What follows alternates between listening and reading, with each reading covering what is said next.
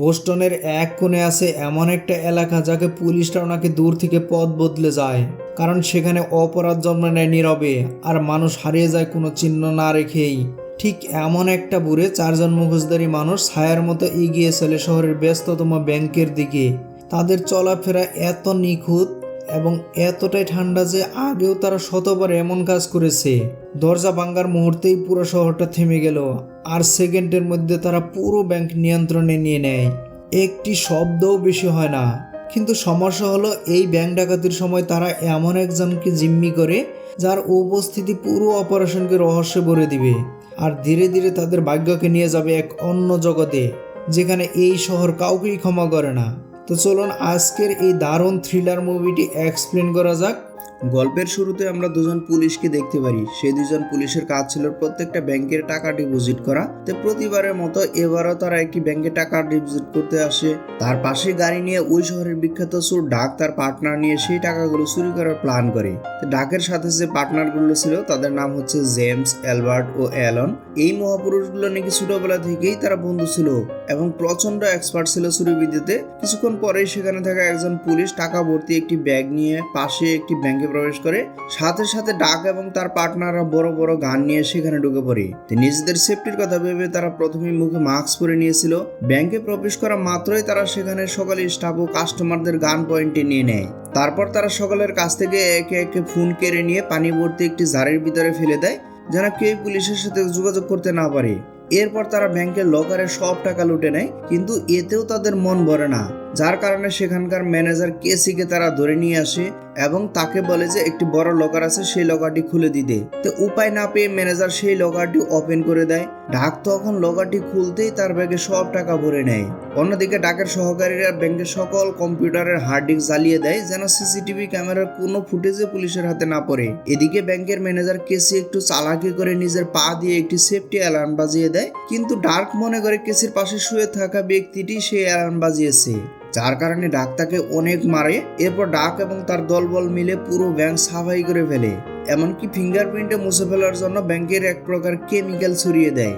আর এই ফাঁকেই ব্যাংকের ম্যানেজার কেসি জেমসের গলায় একটি ট্যাটু দেখতে পায়। আর সব কাজ যখন শেষ করে পালানোর সময় হয়ে যায় তখন ডাকাত দল মনে করে যে তাদের সেফটির জন্য ব্যাংকের ম্যানেজার কেসিকে সাথে নিয়ে যাওয়া উচিত, যেন কোনো প্রশাসনে যদি তাদের উপর অ্যাটাক করে তাহলে যেন ব্যাংকের ম্যানেজারকে আটক দেখিয়ে তারা পার পেয়ে যায়। তো যাই হোক, শহর থেকে বের হয়ে তারা যখন নিজেদের বিপদ মুক্ত মনে করে তখন তারা কেসিকে মুক্ত করে দেয়। এরপর শুরু হয় আসল কাহিনী। ব্যাংক লুট হওয়া এই কেস তদন্ত করার জন্য অ্যাডাম নামের এক ডিটেকটিভ এই শহরে চলে আসে, আর এই শহরটির নাম ছিল চার্লস টাউন। ডিটেকটিভ জানতে পারে যে চার্লস টাউন নামের এই শহরের চুরি খুন অতি একটা সাধারণ বিষয়, যার কারণে এফবিআই টিম এই শহরের সকল ক্রিমিনালদের উপর খুবই ক্ষেপে ছিল। এরপর চুরির তদন্ত করতে অ্যাডাম সে ব্যাংকে প্রবেশ করে, কিন্তু অ্যাডাম সেখানে গিয়ে আশ্চর্যজনকভাবে চুরের কোনো চিহ্নই খুঁজে পায় না। এরপর খবর আসে যে শহরের পাশে ডাকাত দলের সেই গাড়িটা খুঁজে পাওয়া গেছে, কিন্তু ডাকাত দলগুলো তো মোটেও বোকা ছিল না, কারণ তারা পালানোর সময় গাড়িতে আগুন লাগিয়ে দিয়ে গেছে যেন পুলিশ কোনো কুলই খুঁজে না পায়। সেদিন ব্যাংকে থাকা কোনো কাস্টমারই ডাকাতদের সম্পর্কে কিছুই বলতে পারে না, কারণ সকল ডাকাতরাই মুখে মাস্ক পরেছিল। এরপর পুলিশ ব্যাংকের ম্যানেজার কেসিকে ডাকাত দল সম্পর্কে অনেক প্রশ্ন করতে থাকে, কিন্তু কেসি সেদিন ডাকাত দলের গলায় যে একটি ট্যাটু দেখেছিল সেটা সম্পর্কে সে পুলিশকে কোনো তথ্যই দেয় না, কারণ সে ভাবতে থাকে যদি ডাকাত দলের সম্পর্কে পুলিশকে কিছু বলে দেয় তাহলে ডাকাতরা হয়তো তাকে মেরে ফেলবে এবং তার জন্য আবারও বিপদ হয়ে আসবে। দৃশ্য পরিবর্তন হয়ে যায়। ডাক ও তার সহকর্মীরা সেফ হাউসে মিটিং করছিল। সেখানে জেমস বলে যে আমি যে কেসি ড্রাইভিং লাইসেন্স নিয়ে এসেছি, ওই ড্রাইভিং লাইসেন্স অনুযায়ী আমি বুঝতে পেরেছি যে কেসি আমাদের বাড়ির পাশেই থাকে। জেমস তখনই বলে ওঠে যে মেয়েটি যদি আমাদের সম্পর্কে পুলিশকে কিছু বলে দেয় তাহলে আমরা চরম বিপদে পড়বো, তার চেয়ে ভালো যদি আমরা কেসিকে হত্যা করে ফেলি তাহলে আমাদের পথের কোনো কাঁটাই থাকবে না। কিন্তু ডাক জেমসের কথায় দ্বিমত পোষণ করে। সে বলে যে এমনিতেই আমরা বিপদে আছি, তারপর যদি আবার কোনো খুন খারাপ করি তাহলে এটার জন্য আমাদের আরো বড় সমস্যায় পড়তে হবে।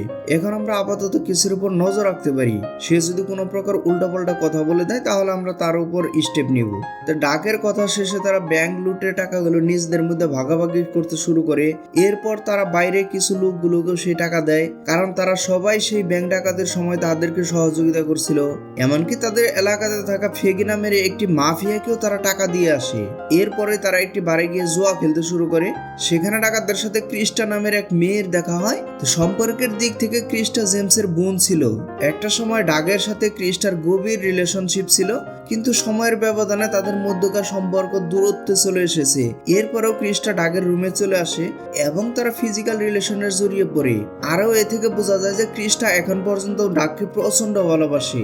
দৃশ্য পরিবর্তন হয়ে যায়। ডাগ এবার কেসির উপর নজর রাখছে। কেসির পিছু করতে করতে ডাগ একটি লন্ড্রি হাউসে চলে আসে। এমনকি সে কেসির সাথে বন্ধুত্ব করার জন্য অনেক চেষ্টা করে। কথায় কথায় ডাগ কেসিকে ডিনারের অফার দেয়। এক পর্যায়ে ডাকের এই অফারে কেসি রাজি হয়ে যায়।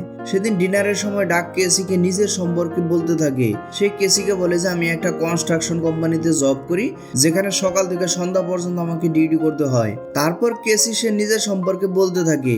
সে বলে যে আমি একটি ব্যাংকের ম্যানেজার হিসেবে আছি। কিছুদিন আগে আমার ব্যাংকে ডাকাতি হয়েছে। কেসির কাছ থেকে ডাকাতের পুরো ঘটনা শোনার পর ডাক বুঝতে পারে যে কেসি আসলেও কাউকে চিনতে পারেনি, তাই কেসিকে নিয়ে যে ভয়ের ছিল সেটির অবসান ঘটে। পরের দৃশ্যে দেখা যায় যে ডাক জেমসকে বলতে থাকে যে কেসিকে নিয়ে আমাদের কোনো টেনশন নেই, কারণ আমাদের কাউকেই কেসি চিনতে পারেনি। একটু পরেই দেখা যায় যে ব্যাংক ডাকাতির তদন্তে আসা সেই ডিটেকটিভ একজন লোককে উড়াধুরা পেটাচ্ছে। এ সময় জানা যায় যে সেদিন ব্যাংকের সেফটি অ্যালার্ম সিস্টেমটি নষ্ট করে রাখা ছিল, যার কারণে অ্যাডাম সেই ব্যাংকের সিকিউরিটির সাথে কথা বলতে থাকে। সিকিউরিটির কাছ থেকে সে জানতে পারে যে এই অ্যালার্মটি বেলকম নামের এক কোম্পানি ছাড়া কেউই নষ্ট করতে পারে না, কারণ এই অ্যালার্মটি খুবই অ্যাডভান্স টেকনোলজি দিয়ে তৈরি করা হয়েছিল। আর এই অ্যালার্মটি সম্পর্কে শুধুমাত্র ওই কোম্পানি জানতো, যার কারণে অ্যাডাম এবার সেই বেলকম কোম্পানির সদস্যদের নিয়ে তদন্ত শুরু করে। কিছুদিনের মধ্যে অ্যাডাম জানতে পারে যে যেদিন ব্যাংকে ডাকাতি হয়েছিল সেদিন বেলকম কোম্পানির এক সদস্য ছুটিতে ছিল। অ্যাডাম আরো গভীরভাবে তদন্ত শুরু করে, আর এরপর সে জানতে পারে যে শহরের যে কোনো ব্যাংক ডাকাতের সময় ওই এমপ্লয়ারটি ছুটিতে থাকে। আসলে বেলকম নামের ওই কোম্পানির সদস্য ছিল ডাকের বন্ধু এলডেন। এলডেন হ্যাকিং এ খুবই পারদর্শী ছিল। এর কিছুদিন পরেই অ্যাডাম ব্যাংক ডাকাতের সকল সদস্য সম্পর্কে জেনে যায়, কিন্তু তার কাছে কোনো প্রমাণই থাকে না, যার কারণে এফবিআই তাদের অ্যারেস্ট করতে পারে না। এরপর এক এক করে অ্যাডাম ডাকাত সহ সকল বন্ধুদের ছবি কালেকশন করতে শুরু করে এবং রীতিমতো তাদের সম্পর্কে রিসার্চ শুরু করে। অ্যাডাম তখন এফবিআই এজেন্টকে বলে দেয় যে ডাকাতির প্রধান চরিত্রে আছে অ্যালবার্ট, এই বান্দা কিনা গাড়ি চুরিতেও প্রচন্ড এক্সপার্ট। এরপরেই চলে আসে জেমস। 18 বছর বয়সে মার্ডার কেসের আসামি হয়ে একবার জেলে গিয়েছিল। আর তৃতীয় ব্যক্তি হচ্ছে এলডেন। এ বান্দা কিনা হ্যাকিং এ প্রচন্ড এক্সপার্ট ছিল।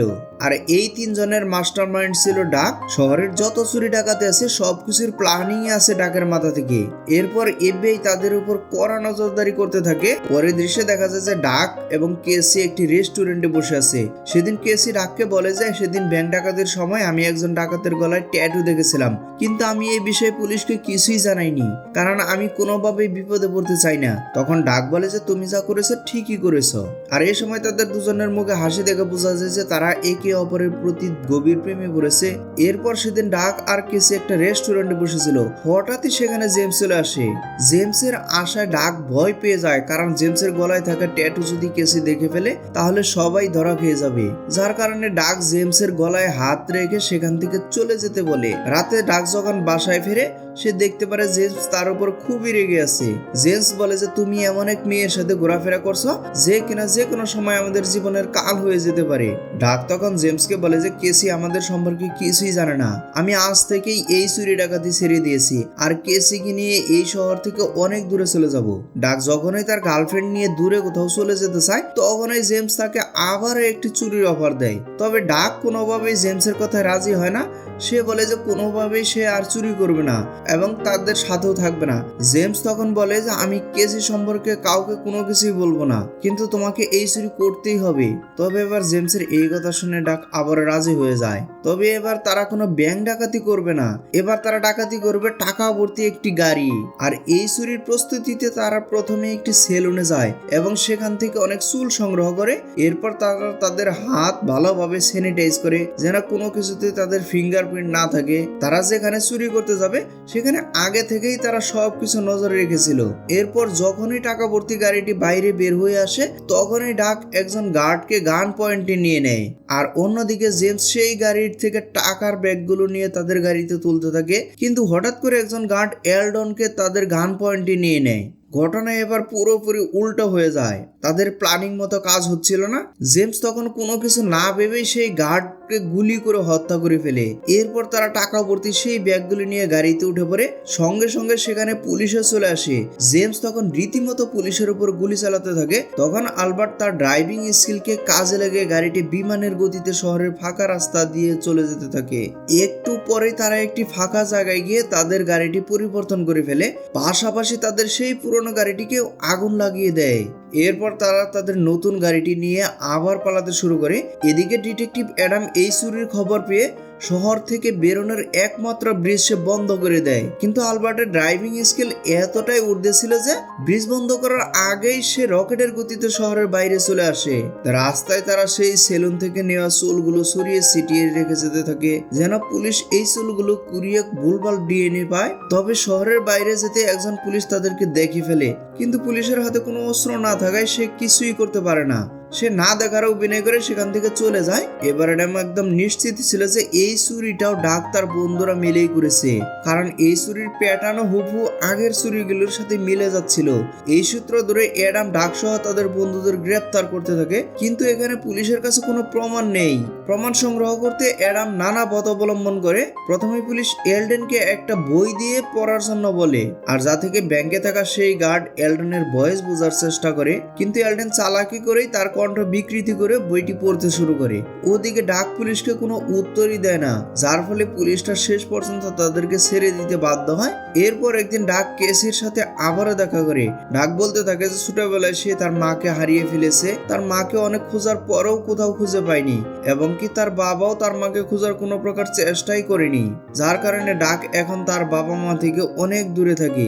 এখানে সত্যি আরেকটি বিষয় আছে যে ডাকের বাবা এখন জেলে আছে। ডাক কেসের কাছে এই বিষয়টি লুকানোর জন্য ভুলভাল তথ্য দিচ্ছে। তো বন্ধুরা, তোমরা কি ভাবতে পারছো যে ডাকের মা এখন কোথায় আছে? কেন এবার ডাকের বাবা তাকে খোঁজার জন্য কোনো প্রকার চেষ্টাই করেনি? গল্পের পরবর্তীতে আমরা সেই অংশের ঘটনার উদ্ঘাটন রহস্য করতে পারবো। তো যাই হোক, ওদিকে কেসি তার জব ছেড়ে দেয়। ডাক তখন কেসিকে খুবই দামি একটি নেকলেস গিফট করে, যা দেখে কেসি খুবই খুশি হয়ে যায়। ডাক তখন বলে যে আমি এই শহর ছেড়ে চলে যাচ্ছি, তুমি চাইলে আমার সাথে যেতে পারো। কেসি তখন ডাকের এই প্রস্তাবে রাজি হয়ে যায়। এরপর অ্যাডাম ব্যাংক ডাকাতির কেসের জন্য কেসিকে ডেকে পাঠায়। তখন সে জানতে পারে যে কেসি 2 দিন আগেই জব ছেড়ে চলে গেছে। এরপর থেকে অ্যাডাম কেসিকে আরো বেশি সন্দেহ করতে শুরু করে, কারণ সেদিন ডাকাতেরা কেসিকে কিডন্যাপ করে যাওয়ার পরেও কেসির কোনো ক্ষতিই করেনি তারা, এমনকি এখন সে আবার জব ছেড়ে চলে গেছে। এরপর অ্যাডাম কেসির ফোন কল হ্যাক করে জানতে পারে যে কেসি আর ডাক রিলেশনশিপে আছে। তখন অ্যাডাম কেসিকে ডাক সম্পর্কে সকল তথ্যই বলে দেয়। অ্যাডামের কথা শুনে কেসি প্রচন্ড কষ্ট পায়। অ্যাডাম চলে যাওয়ার পরই সেখানে চলে আসে ডাক, আর প্রথমবারের মতো কেসি ডাককে দেখেই ভয় পেতে শুরু করে, যার কারণে কেসি ডাককে সেখান থেকে চলে যেতে বলে। কিছুদিন পর জেমস ডাককে আবারও একটি চুরির অফার দিয়ে বসে, কিন্তু এবার ডাক কোনোভাবেই সেই অফারে রাজি হয় না। ডাক বলে যে আমি আজকে এই শহর ছেড়ে চলে যাব। জেমস তখন তাকে বলে যে আমি তোমার জন্য 9 বছর জেল খাটলাম, আর তুমি এখন আমাকে ছেড়ে চলে যাবে? তো বন্ধুরা, এই গল্পে ডাক আর জেমস খুবই ভালো বন্ধু ছিল। বছর খানেক আগেও জেমস ডাকের জীবন বাঁচাতে একটি খুন করেছিল, যার ফলে তার 9টা বছর জেলে কাটাতে হয়েছে। ডাক এবার এই শহরের সবচেয়ে বড় মাফিয়া ফেগির কাছে যায় এবং তাকে বলে যে আমি আজ থেকে সব অপকর্ম ছেড়ে দিচ্ছি, তুমি আমার পরিবর্তে অন্য কাউকে খুঁজে নিতে পারো। কিন্তু ফেগি তো আগে থেকেই জানতো যে ডাকের মতো নিখুঁত প্ল্যানিং আর কেউই করতে পারবে না। ফেগি তখন ডাককে বলে যে আজ থেকে প্রায় 20 বছর আগে তোমার বাবা আমার ড্রাগের বিজনেস দেখতো, কিন্তু একদিন সেও তোমার মতো সব ছেড়ে আমার কাছ থেকে চলে যাওয়ার জন্য প্ল্যানিং করতে থাকে, যার কারণে আমি তোমার মাকে ড্রাগ সেবনের উস্তাদ বানিয়ে দেই, যার ফলে অতিরিক্ত ড্রাগ নেওয়ার কারণে সে একদিন গলায় দড়ি দিয়ে মারা যায়। আমি জানি যে তুমিও একটা মেয়েকে খুবই ভালোবাসো, আর আমি সেই মেয়ের পরিচয় খুব ভালো করেই জানি, আর তুমিও যদি এই প্ল্যান করতে থাকো তাহলে তোমার মার মতো তোমার গার্লফ্রেন্ডের অবস্থাও খারাপ হয়ে যাবে। ফেগির এসব কথা শুনে ডাক আগুনের মতো দাও দাও করে জ্বলতে থাকে, কিন্তু ফেগির পাশে তার এক পার্টনার বন্দুক নিয়ে বসে থাকার জন্য সে সেদিনের মতো কিছুই করতে পারে না। এরপর ডাক আবারও কেসির কাছে যায়। সে তার জীবনের সকল সত্য ঘটনা কেসিকে বলে দেয়। ডাক তাকে বলে যে সে কিভাবে বিপদে পড়ে এসব অবৈধ কাজে পা দিয়েছে। সে আরো বলে যে আমি আরো একটা কাজ শেষ করতে যাচ্ছি, কাজ শেষ করেই আমি অবশ্যই তোমার কাছে ফিরবো। ডাক আবারও ফেগির সাথে চুরি করার কাজে রাজি হয়ে যায়। ফেগি বলে যে কিছুদিনের মধ্যে স্টেডিয়ামে খেলা হবে আর সেখানে $3 মিলিয়ন একটা ধান্দা করা যাবে। এই চুরিতে আমরা যদি সফল হই তাহলে আমাদের আর কোনোদিন চুরি করতে হবে না, সে টাকা দিয়ে আমরা সারা জীবন আরাম করতে পারবো। এদিকে FBI এজেন্ট একটা চাল চেলে দেয়, তারা একটি বাড়ি গিয়ে ক্রিস্টার সাথে দেখা করে এবং কেসি রিলেশন সম্পর্কে সবকিছুই বলে দেয়। এদিকে এজেন্ট অ্যাডাম তখন ক্রিস্টাকে বলে দেয়, ডাককে আমরা একদিন না একদিন ঠিকই ধরে ফেলবো, তখন আমরা তোমাকেও গ্রেপ্তার করে ফেলবো, কারণ তুমিও তাকে অনেক কাজে সহযোগিতা করেছো, তোমারও তো এখন 2টা বাচ্চা আছে, আর যদি তুমি জেলে যাও তাহলে তাদের কি অবস্থা হবে। অ্যাডামের এসব কথা শুনে ক্রিস্টা ভয় পেয়ে যায় আর সে ডাকের পরবর্তী চুরির প্ল্যান FBI কে বলে দেয়। ধীরে ধীরে চুরি করার দিনটি ঘনিয়ে আসে। সেদিন সকালে ডাক আর জেমস পুলিশের পোশাক পরে স্টেডিয়ামে প্রবেশ করে, তারপর সেখানে থাকা একটি সিকিউরিটির সাহায্য নিয়ে সেখানে কন্ট্রোল রুমে চলে যায়। সেখানে গিয়েই তারা পুরো স্টেডিয়ামের ক্যামেরা কানেকশন বন্ধ করে দেয়। এরপর তারা ভেতরে গিয়ে টাকা ভর্তি লকারের দিকে এগিয়ে যায়, কিন্তু রাস্তায় তাদের কিছু সিকিউরিটি গার্ড আটকে দেয়। জেমস তখন তার বন্দুক বের করে গার্ডদের ভয় দেখাতে থাকে, এমনকি সেখানে তাদেরকে দড়ি দিয়ে বেঁধে সামনের দিকে এগিয়ে যেতে থাকে।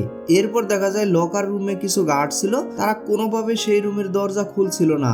জেমস তখন গার্ডগুলোকে বলে যে আমি তোমাদের পরিবারের সবাইকে চিনি, যদি দরজা খুলে না দাও তাহলে তোমাদের পরিবারের সবাইকে আমি মেরে ফেলবো। ভয় পেয়ে গার্ডরা তখন দরজা খুলে দেয়। ডাক এই সুযোগে সেখানে থাকা সকল টাকার ব্যাগেই তুলে পালাতে শুরু করে। এরপর তারা দুজনে একটা অ্যাম্বুলেন্সের পাশে এসে দাঁড়ায়। সেখানে আলবার্ট এবং অ্যালডেন আগে থেকেই তাদের জন্য অপেক্ষা করছিল। সেখানে এসে ডাক এবং জেমস তাদের পোশাক পরিবর্তন করে হেলথ ওয়ার্কারের ড্রেস পরে নেয়। আশেপাশে পরিবেশ তখনও খুবই শান্ত ছিল।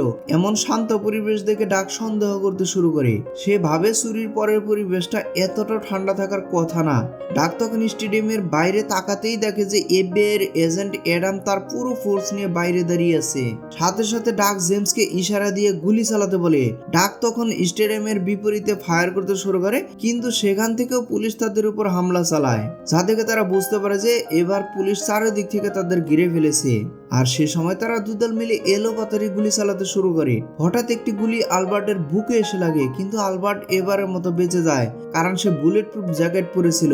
একটু পরে আরেকটি গুলি এসে আলডিনের মাথায় গিয়ে লাগে, সাথে সাথে আলডিন সেখানে মারা যায়। তখন আলবার্ট বলে যে আমি গাড়ি নিয়ে এখান থেকে পালিয়ে যাব, পুলিশ ভাববে যে সবাই ওই গাড়িতেই আছে, কিন্তু তোমরা পুলিশের ড্রেস পরে এখান থেকে পালিয়ে যাবে। কিন্তু ডাক কিছুতেই তাকে একা যেতে দিতে চায় না, কারণ গাড়ি নিয়ে পালালে পুলিশ তাকে খুঁজে বের করে সেখানেই মেরে ফেলবে। কিন্তু আলবার্ট ডাকের কথা না শুনে সেখান থেকে গাড়ি নিয়ে পালাতে শুরু করে। পুলিশ তখন একটা হেডশট দিয়ে আলবার্টকে সেখানেই মেরে ফেলে। এই সুযোগে ডাক আর জেমস পুলিশের ড্রেস পরে সেখান থেকে পালিয়ে যায়। একটি পরেই অ্যাডাম বুঝতে পারে যে ডাক এবং জেমস পুলিশের ড্রেস পরে সেখান থেকে পালিয়ে গেছে। সাথে সাথে অ্যাডাম স্টেডিয়াম থেকে বাইরে বেরিয়ে আসে, আর বাইরে আসতে সে একজন পুলিশকে দেখতে পায়। অ্যাডাম সেই পুলিশকে ডাকতে থাকে, কিন্তু পুলিশ কোনোভাবেই তাকে সাড়া দেয় না। তখন অ্যাডাম সেই পুলিশকে জেমস বলে ডাকলে পুলিশ সঙ্গে সঙ্গেই দাঁড়ায় এবং পেছনে ফিরেই অ্যাডামের দিকে গুলি চালাতে শুরু করে। কিন্তু এতক্ষণে হয়তো জেমস দেরি করে ফেলেছে। আশেপাশে অনেকগুলো পুলিশ জেমসের উপর গুলি চালাতে থাকে, যার ফলে জেমসের পায়ে একটি গুলি লাগে। জেমস তখন একটা ডাস্টবিনের পেছনে গিয়ে লুকিয়ে যায়। পালানোর রাস্তা না দেখে জেমস এবার সারেন্ডার করার সিদ্ধান্ত নেয়, কিন্তু যখনই সে 2 হাত তুলে বাইরে বেরিয়ে আসে তখনই পুলিশগুলো তাকে গুলি করে মেরে ফেলে। ডাক দূর থেকে এসব কিছু দেখছিল। এরপর ডাক চুপি চুপি পুলিশের একটি গাড়ি নিয়ে সেখান থেকে সোজা ফেগির কাছে চলে আসে। ফেগির কাছে আসতেই সে ফেগির সহকর্মীকে হত্যা করে আর নিজের মায়ের হত্যার প্রতিশোধ নিতে ফেগিকেও সে হত্যা করে ফেলে। এভাবে 2টি দিন পেরিয়ে যায়। ডাক এবার দূর থেকে কেসির উপর নজর রাখতে শুরু করে। সেখানে দেখা যায় যে পুলিশ কেসির বাড়ির পাশে ডাককে ধরার জন্য অপেক্ষা করছে। ডাক তখন কেসিকে তার বাড়ির পাশ থেকে ফোন করে বলে যে আমি তোমাকে নিয়ে দূরে চলে যেতে চাই। কেসি তখন ডাককে বলে যে ঠিক আছে, আমার বাড়িতে এসে আমাকে নিয়ে যাও। কিন্তু কেসির চোখের ইশারায় ডাককে বুঝিয়ে দেয় যে এখানে আসা যাবে না, তোমার জন্য এখানে বিপদ অপেক্ষা করছে। যা থেকে ডাক বুঝতে পারে যে কেসি সত্যিই তাকে অনেক ভালোবাসে। ডাক তখন কেসিকে বলে যে আমি 1 ঘন্টা পরে এসে তোমাকে নিয়ে যাব। অ্যাডাম অনেক সময় ধরে অপেক্ষা করেও ডাকের কোনো সন্ধান পায় না। ফলে অ্যাডাম বুঝতে পারে যে ডাক হয়তো সবকিছু জেনে গেছে, যার কারণে সেখান থেকে সে চলে যায়। এরপর ডাক কেসির বাগানে গিয়ে মাটির নিচে কিছু একটা রেখে সেই শহর থেকে সে চলে যায়। এর কিছুদিন পর কেসি তার বাগানে গিয়ে মাটি ঘুরতে কিছু একটা লক্ষ্য করে। মাটিতে সে একটি ব্যাগের সন্ধান পায়। ব্যাগটি খুলতে সে দেখে যে অনেকগুলো টাকা, আর সেখানে একটি চিঠিও লেখা ছিল। ডাক তাকে সরি বলেছিল। ডাক কেসিকে আরো বলেছিল সে এই ব্যাগের টাকাগুলো দিয়ে সারা জীবন সুন্দরভাবে কাটিয়ে দিতে পারবে। আর এই দূরত্ব বহুল দৃশ্যের মধ্যে দিয়ে আজকের এই গল্পটি শেষ হয়ে যায়। তো বন্ধুরা, এখানে আরেকটি কথা বলতেই হয়, সব মানুষের জীবনে সারা জীবন সুখ থাকে না। কিছু কিছু মানুষের জীবনের হিস্ট্রি অনেকটা এরকমই হয়, সারা জীবন বুকের ভিতর কষ্ট জমিয়ে রেখে পারি করে দিতে হয়। আর এই গল্পটি হয়তো এসব মানুষের জীবন থেকেই নেওয়া। তো যাই হোক, এই মুভিটি কিন্তু আমার কাছে খুবই ভালো লেগেছে। আর আপনাদের কাছেও যদি ভালো লেগে থাকে তাহলে কমেন্টস করতে ভুলবেন না। আর ভিডিওটিতে অবশ্যই একটি লাইক করবেন। আর চ্যানেলে নতুন থাকলে অবশ্যই চ্যানেলটি সাবস্ক্রাইব করে পাশে থাকা বেল আইকনটি প্রেস করে রাখবেন। আর খুব শীঘ্রই নতুন আরেকটি ভিডিও নিয়ে আসতেছি। সে পর্যন্ত সবাই ভালো থাকবেন। Bye bye, take care.